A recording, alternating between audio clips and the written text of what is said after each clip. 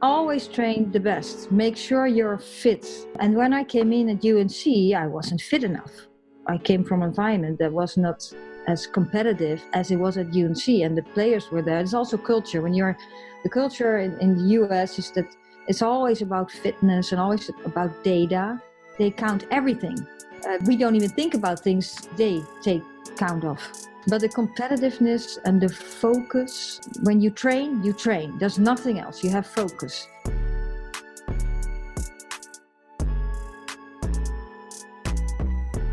You're listening to the Vision of a Champion podcast with Anson Dorrance, 8-time Coach of the Year, 22-time national champion, coach of the 1991 Women's World Cup team, Hall of Famer, leader, and mentor to so many in the soccer community.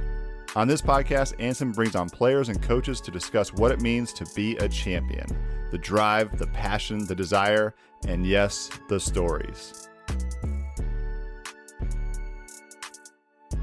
Hey everyone, welcome back to another episode of the Vision of a Champion podcast. I'm your host, Natalie Bode, a color analyst for the Tar Heel women's soccer program and the North Carolina Courage.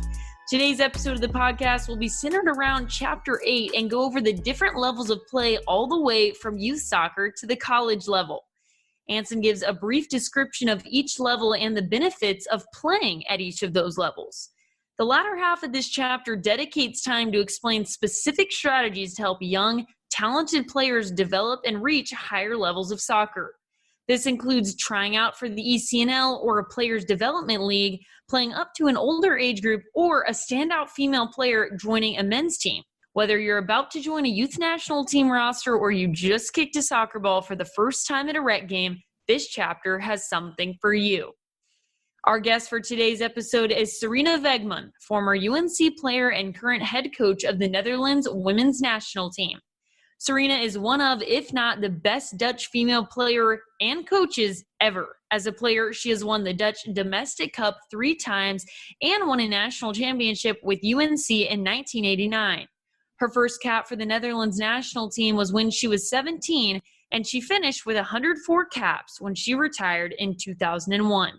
She was captain of the national team for a long stretch and led her squad through some deep runs in multiple World Cups and European competitions. She's the first Dutch player, male or female, to have 100 caps on the national team. As a coach, her record is just as impressive. Starting in the Dutch Women's Professional League, she won the Domestic Cup an additional 3 times before being brought on as an assistant to the Netherlands women's national team. She became the head coach 6 months before the UEFA Women's European Championship in 2017. The team was heading into the championship losing 4 out of 5 friendlies and was projected to make an early exit. Sarina pulled together a career-defining coaching performance and helped her team win the championship over Denmark. After that performance, she was named FIFA's Best Women's Coach of the Year. In the 2019 World Cup, her squad had another amazing run and lost in the championship game to the United States. In such a short time as head coach, she has already made the Netherlands a powerhouse with a bright future.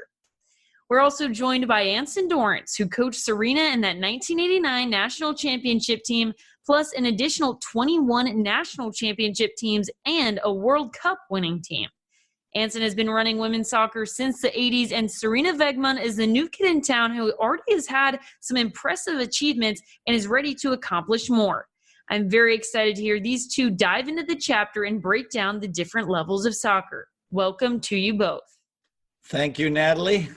Sarina, first off, I just wanted to give you a chance to elaborate on your time at UNC.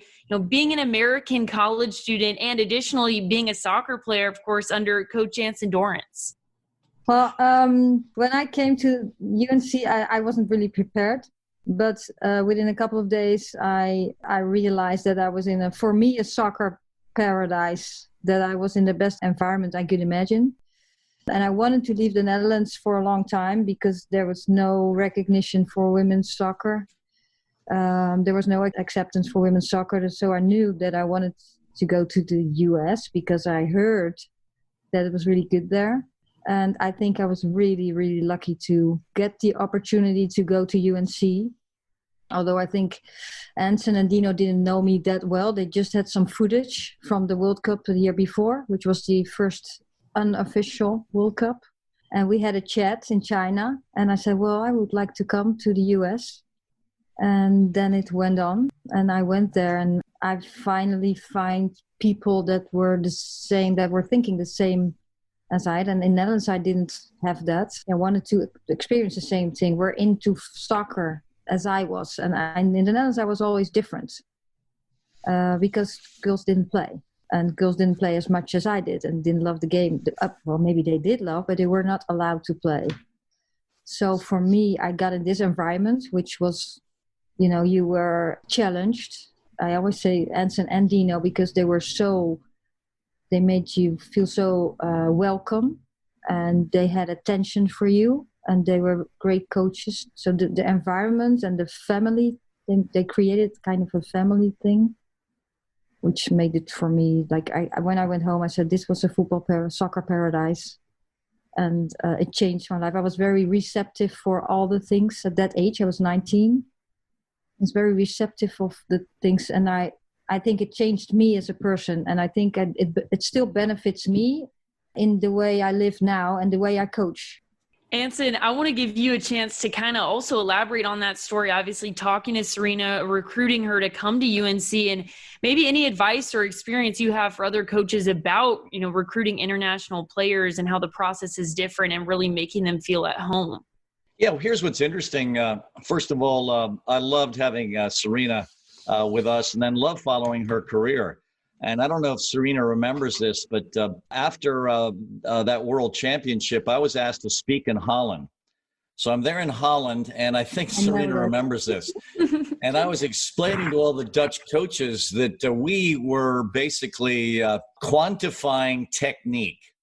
So we had all these different ladders where the kids were competing in all the different skill sets. And if you know anything about the Dutch, they're an extraordinarily brutally honest and aggressive sort of culture. And so I'm standing there in front of them and I'm watching poor Serena watch me get ripped to shreds by all these Dutch coaches that refused to accept anything I was saying. I didn't realize at that time you experienced it like that. Oh, no, it's absolutely. So I'm sitting there and all these Dutch coaches, and by the way, this is in Zeist. These are all their national coaches. And most of them obviously are men. And most of them coach in the men's game. And I'm looking out there, and, you know, I've been coaching a long time, and I've lived all over the world, and I'm used to being attacked. And so for me, this wasn't something I couldn't bear. It's just something, you know, that happens. And so anyway, I'm getting attacked by all these Dutch coaches about, you know, how you can't quantify technique. You can't see it, so you can't quantify it. And what I was sharing was absolutely ridiculous. You know, you can't do this because we rank everything at UNC, including your skill set, trapping, passing, shooting, dribbling, and heading, as Serena knows. Everything for us is a competition because I genuinely believe the way you improve in everything is by competing in everything in practice. So anyway, I was just beaten to death by all these coaches, and I'm looking out there and I'm looking at Serena's face, and I could tell she felt for me. I could tell, you know, she wanted to protect me. She wanted to protect her old coach while I was getting beat up by all of her colleagues. So anyway, so now I'm off to Zeeland because the national team was playing one of the clubs there. And the person that's driving me is one of the people in the room, one of the national coaches for Holland. And we're driving to Zeeland together. And now we're driving through the Dutch windmill district. And so the Dutch coach is, you know, telling me how, you know, this is a really good day because you can tell from the wind that they're going to get a lot of energy from today. And he's giving me all these numbers of the wind measurements. And I'm saying, this is ridiculous. You know, there's no way you can measure the wind. And I'm saying this again and again. And I'm trying to use the same phrases the Dutch coaches were using in the meeting that I had with them about how you can't quantify technique. And this guy couldn't understand what I was trying to say because I was literally trying to mimic every criticism I just got the previous day in Zeist about, you know, you can't measure this and you can't measure that. And all of a sudden it dawned on him. I know what you're doing. You're telling me the same things we were telling you yesterday. I said, yeah, you frigging idiot. You know, of course you can measure the wind. Of course I can measure technique. And so anyway, it was just a wonderful sort of discussion of, you know, the way I was treated, you know, by the Dutch coaches in Zeist. And then, for me, none of this is personal. And so we were having a good time together. And by the time we got to Zeeland, we were good friends. And I really enjoyed watching the Dutch national team play. Serena, I am curious about something. First of all, I love watching your team play in the World Cup. I thought they were extraordinarily competitive. And I think the thing that's always separated our teams at UNC, but also separated my national team from all the other teams we played against, and I still think it exists today for the United States, I think what separates the United States isn't that we're more tactically sophisticated. I don't think we are. I don't think we're the best team technically. I don't think we are. I think certainly the French are as athletic as we are. And if you look at some of your best players, I think you're just as athletic as we are, as are some of the other teams. But I still think what separates us and what separates UNC, and what I'm hoping you learned at UNC, was this thing about competitive fire, about mentality. And I want you to tell me if any of those experiences when you were in your first year for us is something you reflect on as a Dutch coach, although of course I know your culture, but tell us if that stuff is something you took into the Dutch water when you got back to Holland. Yes, definitely. But I wasn't totally understood. The difference in culture was so huge that I took things from UNC, but I felt I wasn't understood at that time in the environment I was in. Only some coaches did, but the teams I played in, there was just too much of a gap in the way I experienced varsity sports than some of them.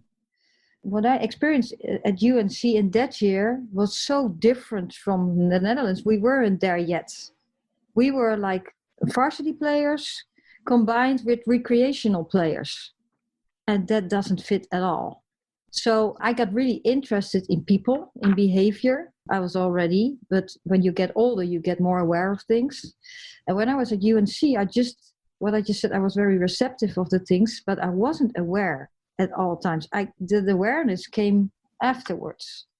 Like being competitive all the time, I had to get used to that. But for me, I was always also in another culture and in another country.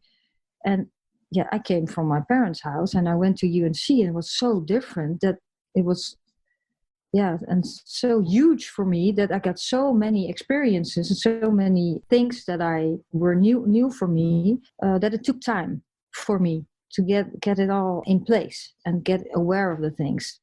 But the competitive, like playing every game to win, always train the best, make sure you're fit. And when I came in at UNC, I wasn't fit enough. I came from an environment that was not as competitive as it was at UNC, and the players were there. It's also culture. The culture in the US is that it's always about fitness and always about data. That's different in the Netherlands. Now data is very, very more common in the whole sports world, but in the US they count everything. We don't even think about things they take count of. But the competitiveness and the focus, or like we call that when you train. There's nothing else. You have focus. And you were just drowned into this. So it's you. It becomes you.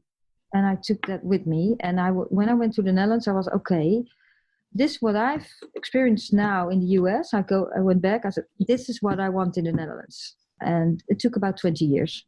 What I was hoping that you poured into the Dutch culture is the sort of training of mentality. Because obviously the Dutch know how to train everything else. I mean, my gosh. And I also think that a part of the Dutch culture is training mentality. But there's sort of a difference in the way people treat women all over the world. And obviously in chauvinistic countries that obviously didn't give women the chance early, the way they treat their women is different. So maybe what they're thinking is the women can't handle this competitive stuff. What I was hoping is exactly what you said, that this culture of competitiveness you were experiencing with our women is something you took back into Holland. And here's the other thing that's interesting. Please don't think that everything in the United States was about data. It wasn't.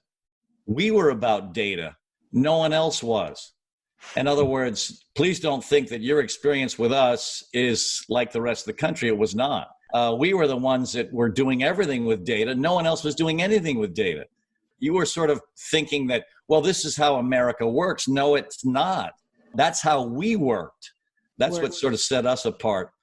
So I'm so excited you shared that, because I'm watching your team play in this World Cup and I'm going, holy cow.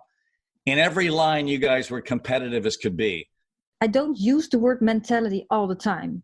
Mm-hmm. I use the word behavior and perform. We call, actually, if I translate it directly to English, it's like performance behavior. We talk about, if you want to win, you need to be the best you can be. Which is, everyone says that's easy to say, but how do you do that? What behavior do you need? And I use words you use. You told the story about Mia training on her own, no one is watching. I already put that down in my dressing room when I was coach of ADO. I use those things, and then I have a story around it. In the World Cup, I used some things that I experienced in the US, and it's all about connecting people. So I said, now we are a family. We need each other, and we're not perfect. So, of course, you get conflicts and you get irritated, but how do you react on it? And how do you keep connected with each other when it gets hard? When you win, it's really easy. When you get setbacks or someone gets really disappointed about a choice that I take, and it's your friends, and women, I think, are more sensitive for those things, then what do you do? And you need to perform. So you need to behave, or you need to control those things. And you need to help each other and be positive about things, although some things can be negative. It's not all fun and it's not all beauty. It is mentality. We talk about behavior. We want to perform well, and what do we need? And that's how I try to connect with the team and, of course, with my staff. Fantastic, Serena. Hey everyone, we're going to take a quick break here to tell you about our sponsor, Soccer.com. Anson has been coaching for 44 years, and it seems like Soccer.com has been around nearly that long as well. It's pretty close, as the Soccer.com business has been family run and based in Hillsborough, North Carolina since 1984. If you're a player or a coach who needs soccer, shoes, equipment gear, whatever it may be, do what the pros do. Head on over to Soccer.com. This is Dean Linke. I hope you've been enjoying the podcast, and I wanted to make you aware that Anson just released a new audiobook version of his hardcover book, The Vision of a Champion. Now you can listen to the book narrated by Anson Dorrance and switch back to the free podcast to hear the stars of the women's game discuss each chapter. The Vision of a Champion audiobook is available on Apple Books, Amazon's Audible, Google Play, or wherever you get your audiobooks. To find it, simply search The Vision of a Champion audiobook. Now, let's get back to the show. And I also want to give you a chance, Serena. You mentioned that your mentality seemed, very different from the mentality in the Netherlands in that 20-year period where you really saw soccer develop for the women's game. So I just want to give you a chance, if you like, just kind of explain how, from your time as a youth player to now as a coach, obviously you led your team to the World Cup final. How has soccer changed in the Netherlands for women specifically? There is perspective. The game has grown, and it has to do with, of course, with more players. But the first thing is you need to perform well, because if you perform well, you get visible, you get attention, and we needed that attention to grow. Because when you get attention, then you get more facilities, and hopefully you get better coaches and the facilities, and so you can get a youth that can develop because of the facilities and the good coaches. And you need to educate coaches. You need to educate women coaches. So the position of women need to get better. Then you can grow. So over the years that the Dutch Federation has made choices that what made the reason that we can develop. So we have more people involved and being focused on the women's game. And in 2007, we got this competition. Vera Pauw was important for that with the organization.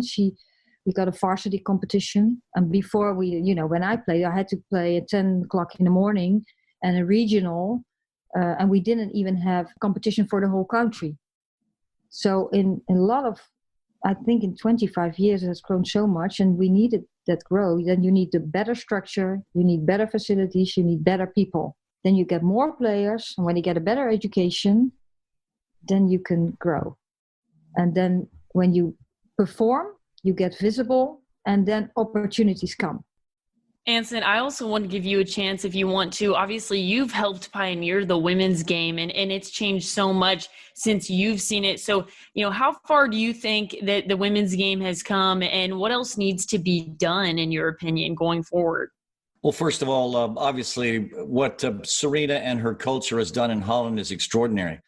What I also appreciate is how much they've given to us. I mean, back in the old days, a lot of what we did was from the Dutch culture.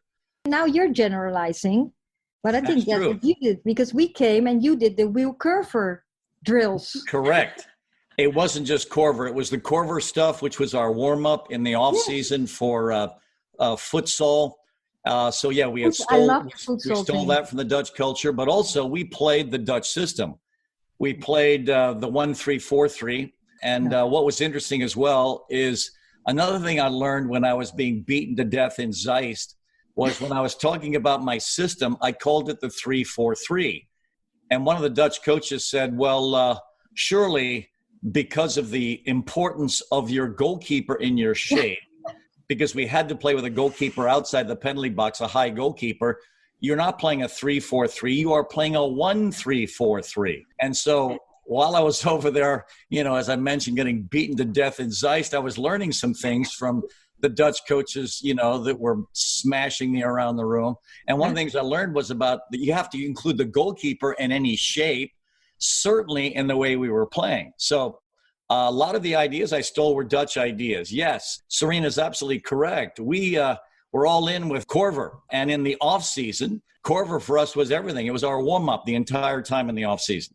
But it's a great warm up. It's, one ball, one player. There's no better, technical player development platform than, having a ball for every single player. So the Corver stuff for us, we were married to it and we loved it. The kids loved it.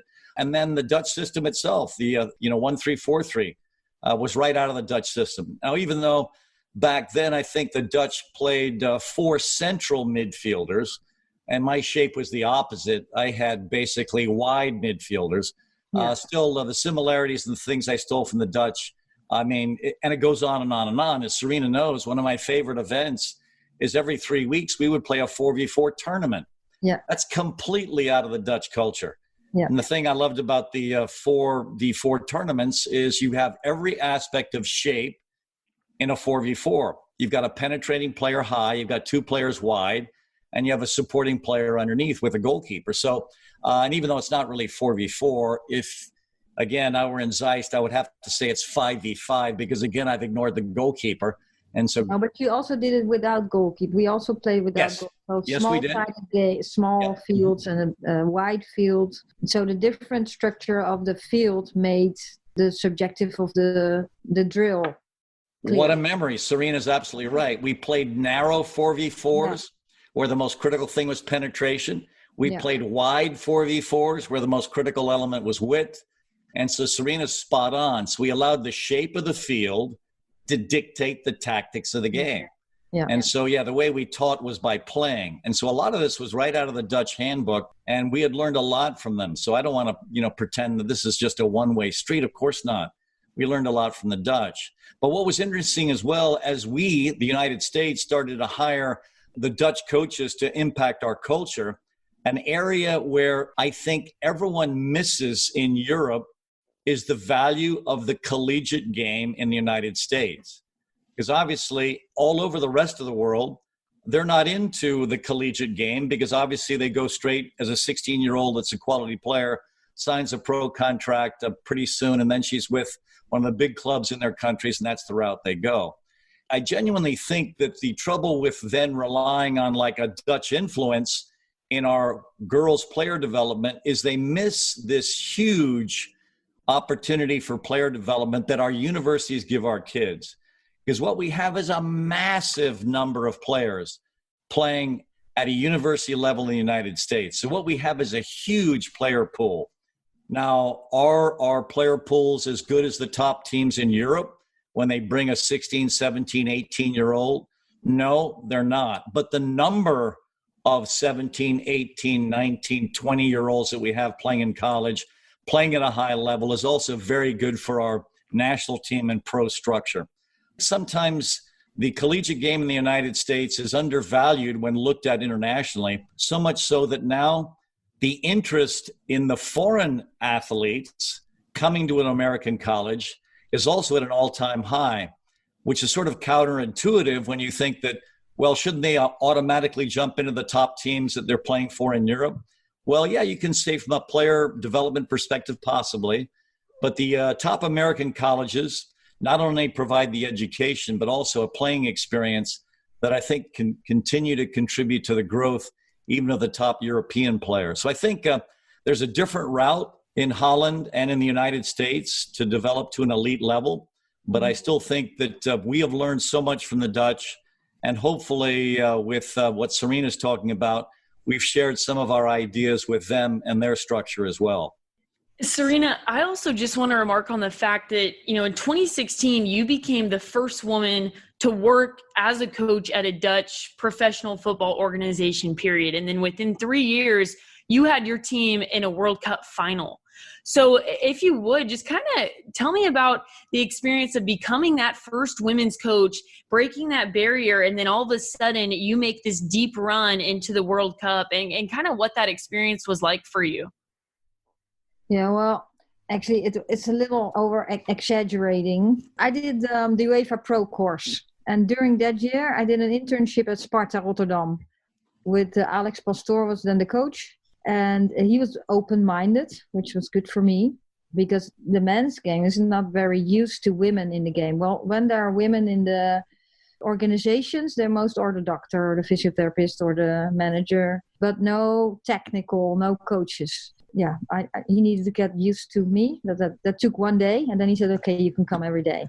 So like I just said, I just knew that if I got the chance to coach a little bit, I just needed to be the best I could be. So when I got the chance, I needed to be there.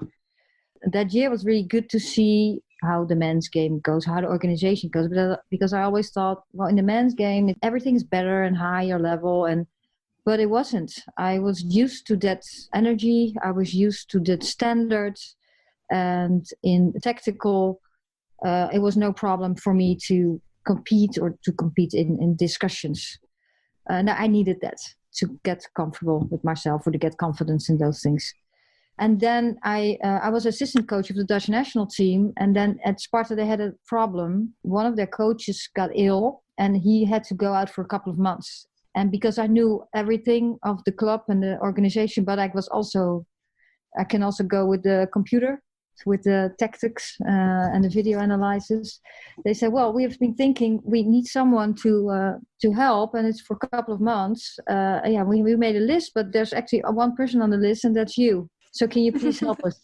And I said, sure, I will help you. But I'm with the national team, and after the break of from January, we need to concentrate on the European Championship in 2017. So with this month, I can help a couple of times. And I really love to do that too. But then after a couple of months, I need to step back again and do only the national team. That's how it works. And it was really nice. But actually the experience of the whole year at that club with the team, that helped me very much. And the pro course helped me because I went to all the pro clubs, men's, and I went to Arsenal at the men's side. And I've seen so many things. And then I feel really ready for the next step. So, Anson, I kind of just got to beg the question. You have a former player like Serena, who's now a coach. You had 4 former players on the U.S. side. So when you're watching this World Cup, who are you rooting for? You got coaches, players, so many. So who do you tend to cheer for? What is that like for you when you watch the World Cup? Well, obviously, having Serena in the final was just so wonderful for me. And actually, we had 5 kids on that team. 5. Wow. So we had more than 4. We had 5. And obviously, I have to root for the United States. I'm sorry, Serena, but, still. No, I understand. But still, I'm watching this game, and I am so proud of the way the Dutch are playing. And keep in mind, obviously, I'm watching the Dutch through the whole tournament. So it's not like the only game I watched Serena coach was that final. No, I'm watching this Dutch team, and I am cheering for them wildly in every game just because, Serena's in the sideline. And then I thought it was so cool whenever, the camera would, show the bench and Serena would be there looking very formal and very serious. I am still. Yep, she looks very serious. And I loved it. I absolutely loved it because, when she played for me, there was a serious side to her. But, a lot of the time when I watched her playing for me, she had a smile on her face. But no, not on that Dutch sideline. There is this serious, and I just thought it was great. So, I followed her team right through that World Cup. And yes, I was so proud they got to the final. And obviously, I'm rooting for the United States. But in every game, I thought the Dutch just did so many things well. And I think Miedema, may end up breaking the national team goals for all time. This young player, she's young, and the number of international goals she scored already, but also watching her score for Arsenal, oh my gosh, just what an extraordinary player. And she wasn't the only one. I'm looking through every line, and just every line that on that Dutch team was quality, and they competed, which I loved. Because, what I'm hoping is, Serena got that from us. So I'm sort of watching this thinking, surely some of that stuff is coming from us. It's sort of like a proud father, watching his, daughter compete. And so for me, all these things are going through my mind. But Natalie, I have to tell the truth, and I know Serena appreciates this, but yes, I was rooting for the United States in that final. Yeah, I totally understand. Wouldn't be good if you would have been cheering for us. But it's funny you say that you watched the Dutch, and they were. I also think we're really competitive. Right? In this team, everyone really wants to win, but we also want to show that we have good players. And we can compete as a team, and we play as a team, and we can play football as a team very well. You just said a couple of minutes ago that the Dutch team, they're fit too. In earlier years, we weren't as fit. So when you're not fit enough, you can't do the things in soccer you want to do. So you can't execute the things you want to do. Our Dutch players still think that we weren't fit enough in the tournament. I don't think so. I think we were fit enough. I just think we need to bring our game just to the next level. So there's this thing between, is it fitness or is it tactical things we need to do better? And if it doesn't work, so we're not fit enough. But I think it's a combination of, I think if we're composed enough, if we're relaxed enough and fit enough, and I think we are fit enough, and just execute a little better, make just little better choices, then we can go to the next level. Anson, you claim in the chapter that a lot of coaches have a specific bias. So when youth national teams and college coaches need to fill roster spots, they typically favor players from soccer hotbeds or very well-known areas. But you also suggest that it's possible for players who come from less popular areas to still get attention and be recognized by these coaches. So how would you suggest a player go about that, whether trying to get recruited collegiately, trying to get national attention? Yeah, so the way we look at our recruiting is actually, and Serena will appreciate this, and maybe Holland's got a similar sort of regionalism. In the United States, based on what part of the country you're recruiting, you're going to get a certain kind of player. So she was speaking about, these technical, tactical areas to improve in. That's classic Southern California. So if you look at a typical American roster, because the weather down there is extraordinary, and in areas of extraordinary weather in the United States, the people flock there, and then they're playing outdoors year round. And so the typical player in Southern California is very skillful and very tactical, and that separates them. If you go to the Northeast into New England, they're basically playing in the snow and the mud. And so these sorts of players have a different sort of, fighting mentality. And if the weather is horrible on that day, they don't even care. They're going to figure out a way to win. They're going to gut it out. If you go to the South, that's also a very hardened kind of player, a combative player. If you go to the Midwest, basically, it's sort of a big, strong player. So based on what part of the country you come from, there's a certain style that becomes attractive to a roster. If I'm doing my best job in recruiting, I am recruiting from all 4 regions of the United States, because what you want is you want all these qualities based on positions. And so my 6, my defensive midfielder, I want a big, strong girl from the Midwest that can win headers and smash into people and, intimidate. But I want my 7s and my 11s, my outside front runners, to be sort of the Southern Californians that can rip you up 1v1. I want, one of my center backs to be, maybe a kid from the South that's also very, very determined and competitive. And then at least 1 or 2 of these New England mudders that can play in any conditions, and all of a sudden it's snowing out and a big smile ends up on the girl's face and she can't wait to start playing because it's snowing. So I want all these different things. So based on who you are and where you're from, there's going to be a place for you in the American collegiate pantheon, I promise you.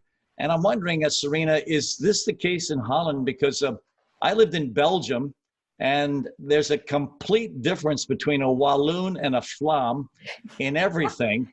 So in Holland, are there regional differences in your soccer game, or is it just too small a country to have any differences? Yeah, I think it's too small a country, and we don't have 2 languages. In Belgium, they have also 2 languages. Mm-hmm. Now, we're a very small country. I think our region, we're about as big as North Carolina, I think. So it's really small, but you're talking also about physical things, but also about characters. Mm-hmm. And you can, I'm from the West, I'm from the coast, and they call us, like you said, all the Dutch are, but we were all sometimes a big mouth. So, we're very direct. And in the eastern country or southeast, they're not that direct. So sometimes you have to, especially as a coach, you need to know who you're talking to, because you can be very direct. And also in the team, if you have those characters, you can just point them out. Are they from the west of the country or the east? Yeah, with some differences, of course. It's not part of the countries where the bigger women come from, or the smaller, or the Dutch are pretty much adventurous. I think that's in the whole country. That's part of our culture too. We can discuss about anything. We call it a polder model. But that also makes us strong, because when you discuss, you think yourself about things. And we have so many players that if you say you have to go to the right, you say, why? Okay. What's the purpose for that? That's kind of typical for Dutch, which is when you have to make your own choices in the game. Yeah, it helps you. Yeah, that helps you. Along those same lines, Serena, in the chapter, Anson kind of mentions how the training of a youth player tends to get pretty serious when they're joining an ECNL team or an Olympic development team in the U.S. So I know in Europe, youth soccer looks very different. So I'm curious, at what point in a young boy or girl's soccer career do they really start to take their training seriously? And what does that next step look like? Yeah. Well, if you go from the youth to the senior football, first of all, we have mixed football.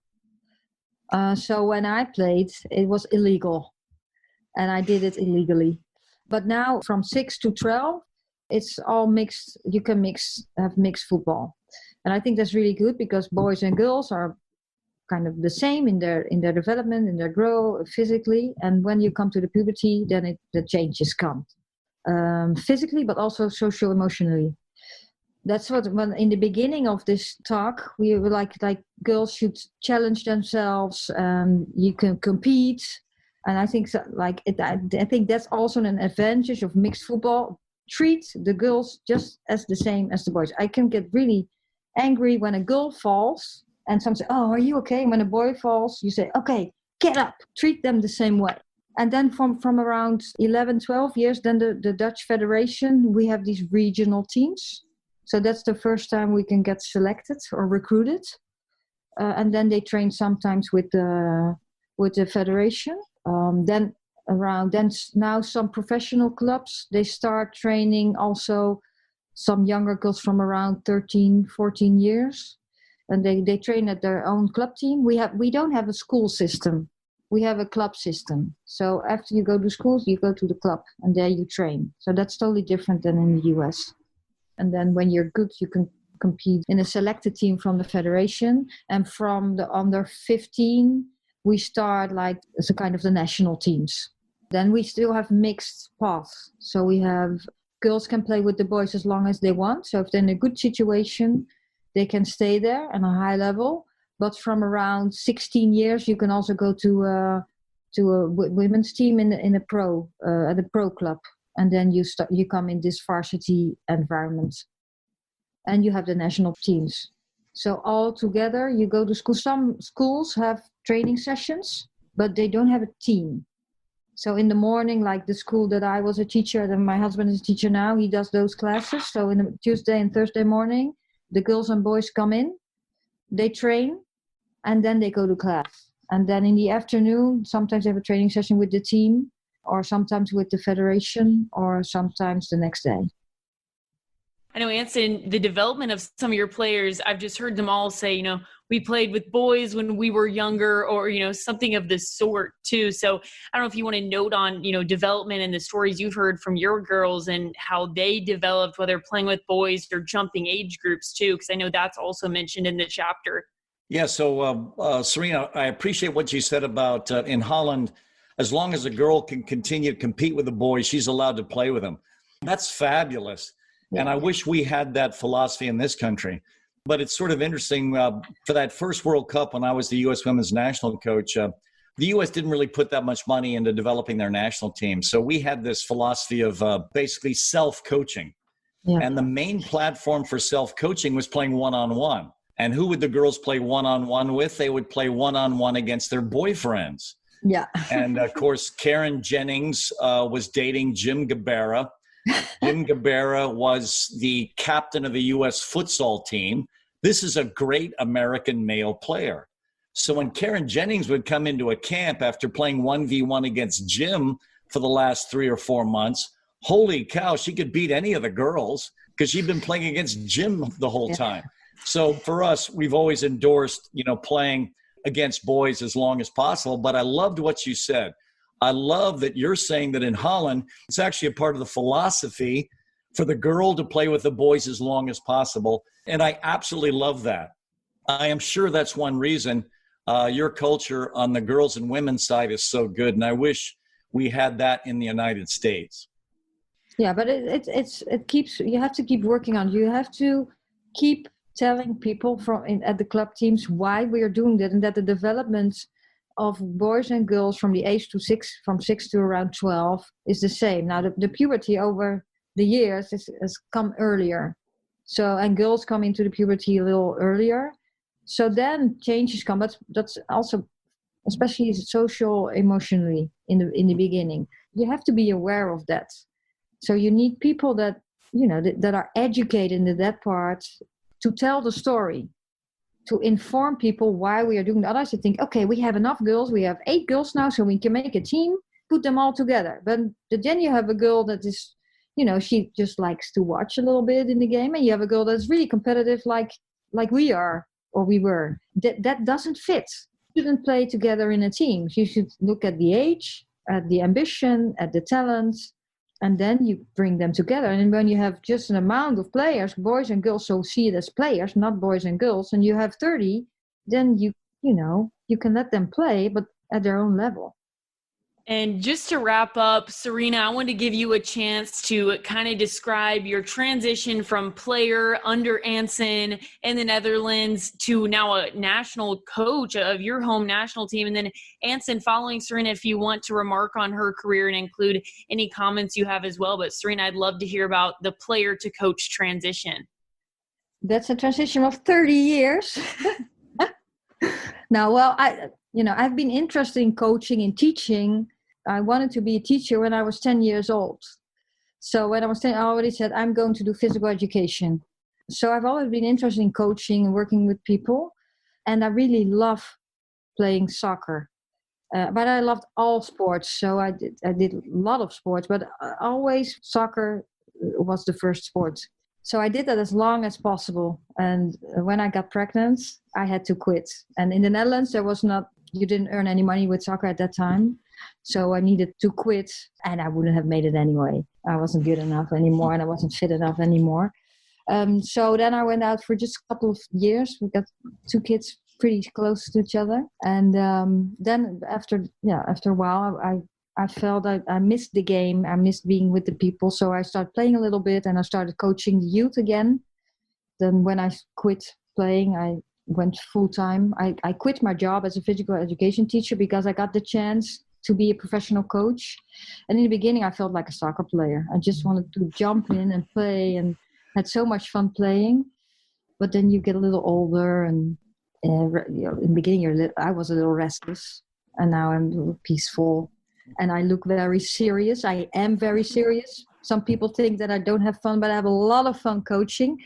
But when the game starts, I'm concentrated, and it looks very angry. But yes, I have a lot of fun. And now I just feel like a coach, trying to connect people. That's the thing that I really like to do. And that's what I also, maybe I should finish that take from UNC, that it felt like family. Everyone took care of each other. And there's just, I remember some things I remember so good. Tracy Bates, at the year I went there, she, we had to run the Coupe, and she was running it twice, and she came back, said, come on, let's go. And I will never, ever forget it. I would never, she torn her ACL in that year, and I was just so emotional for her because she was such a great person, and I felt so bad for her.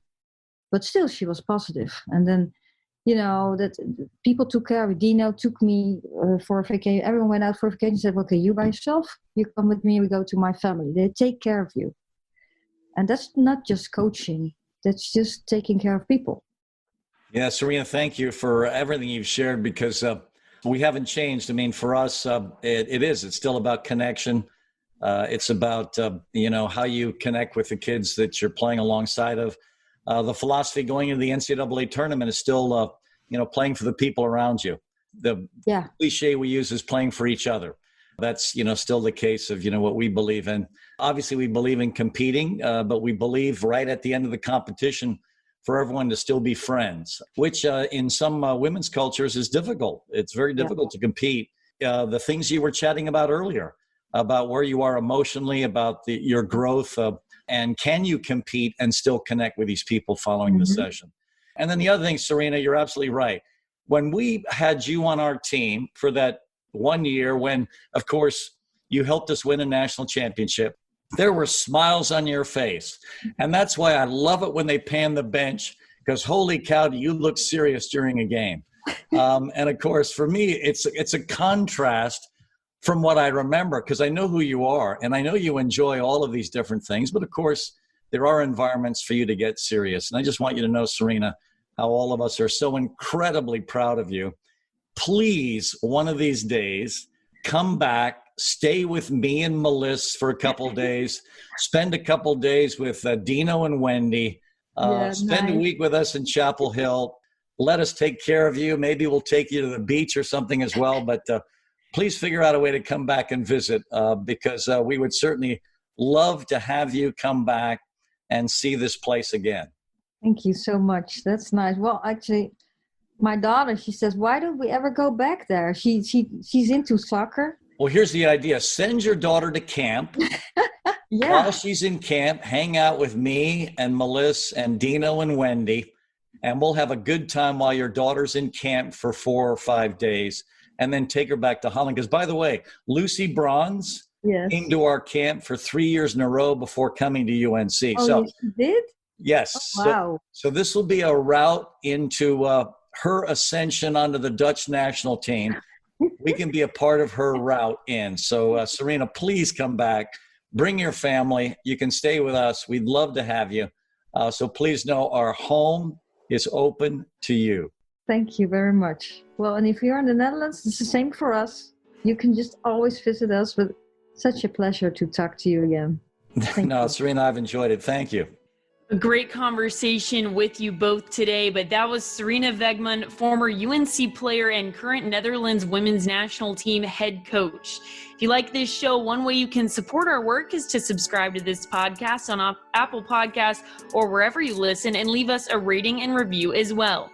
This show was edited and produced by Creative Allies. If you're looking for information on full-service podcast production, head on over to creativeallies.com. I'm Natalie Bode, and we'll see you next time on the Vision of a Champion podcast.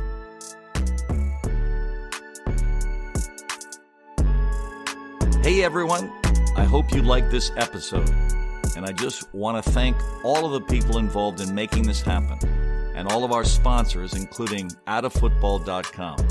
In addition to Spotify, Apple Podcasts, and all the usual podcast apps, you can listen to the show on OutofFootball.com, which is a new women's soccer community that is helping elevate the sport through sharing some of the top women's matches, highlights, and athletes from around the world.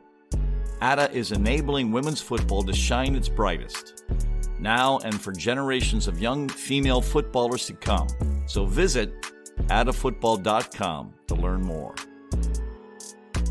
Hey fans, you can follow the Vision of a Champion podcast chapter by chapter by purchasing the hard paperback online. Simply go to AnsonDorranceSoccer.com. If you are ordering the book, use promo code VISIONCHAMP. That's VISIONCHAMP to get a 15% discount. And thank you for listening to the Vision of a Champion podcast.